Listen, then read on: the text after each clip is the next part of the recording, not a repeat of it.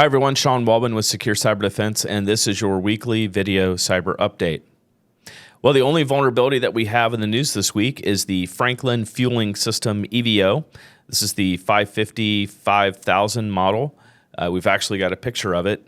The only reason that I bring this into the show today is because really this is the first time that I've seen a refueling system have a vulnerability. So if you use this platform inside your environment, or maybe you have a vendor that uses it, just be aware that it's there and to patch it. Well, going into the cyber news, what I have here today is the CISA has produced with many partners a PRC state-sponsored cyber activity actions for critical infrastructure leaders. If you've followed me and have heard me speak publicly, you know that I've been bringing a lot of awareness to, specifically this is talking about Typhoon and all the threats that are going on to our critical infrastructure.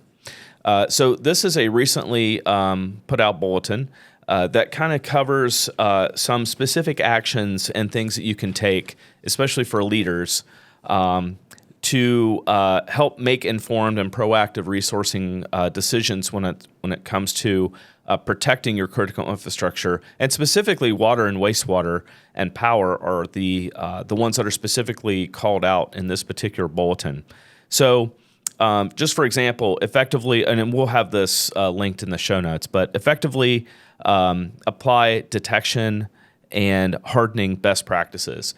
So, and there's some guidance in here on this bulletin, but what it's referring to is Typhoon and Chinese threat actors are not installing ransomware or malware in the environment in order to maintain persistence. They are doing what's called living off the land. So they're living off of systems, software, and things that are in place already, and that's how they're masquerading their activity. So one of the things that this bulletin calls out is making sure that you have adequate logging, because that's one of the main ways that you'll be able to detect this type of activity. And then there's some specific guidance as well about what specifically you should be logging. And then receiving continuous cybersecurity training and skill development. So if you have a cybersecurity team that's already established, just making sure that they're getting adequate training and up-to-date training on how to protect that critical infrastructure. And then last is developing a comprehensive information security plan and conducting regular tabletop exercises. And really, all that translates to is just providing better training, making sure more quality training, making sure that like boards and executive team are up to speed and they know what the risks are and they know what's going to happen. The tabletop exercises are a great opportunity to bring that leadership into the environment and get them to really participate in a mock event so that they can really understand in the event of a cyber emergency how this is going to go down. So we'll have this link in the show notes. Highly recommend that you take a look at it. I'll actually be on vacation next week, so I'm going to try and film a episode ahead of time just covering this type of activity. The videos are released on Sunday evenings generally, and so we'll try and have one pre-recorded so that there's no gap. But take a look at this when you get a chance. Microsoft has warned about some Windows Server issues, specifically with domain controller crashes and small memory leaks, I believe, in the LSAS process. So if you've been noticing problems post-patch week, this is likely the cause. So we'll have this link as well inside the show notes. So if you operate a Windows domain controller, take a look at that.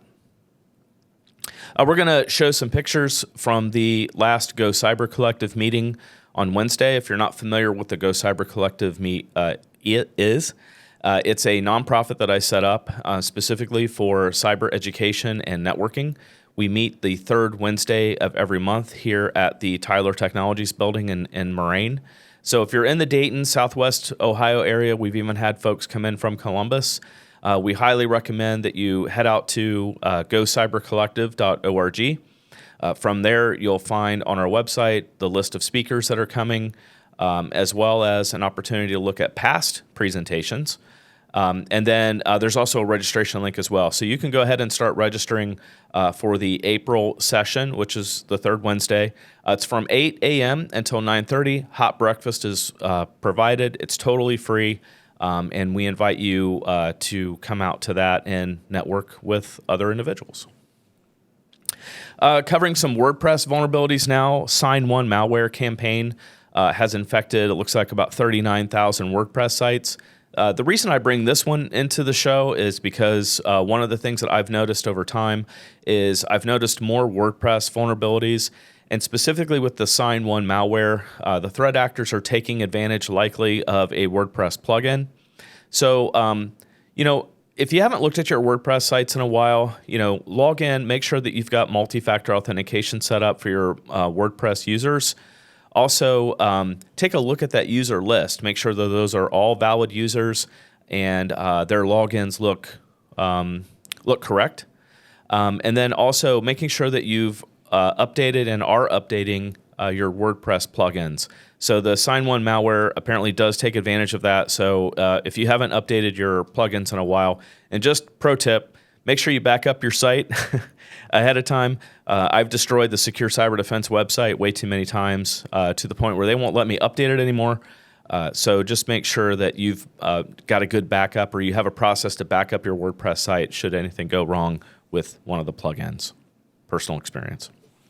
The last thing on the list is FortiEMS has a remote code execution bug in RCE, and it's in patch now status. So if you currently utilize FortiEMS in order to manage your FortiClient instances, just know that there is a vulnerability out for that. So head on out to the Fortinet support site and have that patched as soon as possible. Well, that's all we have for this week, so I appreciate your time. Again, I'll be on vacation next week, but we'll have episodes releasing. So I appreciate your time viewing this video. Have a great weekend, and we'll see you next time.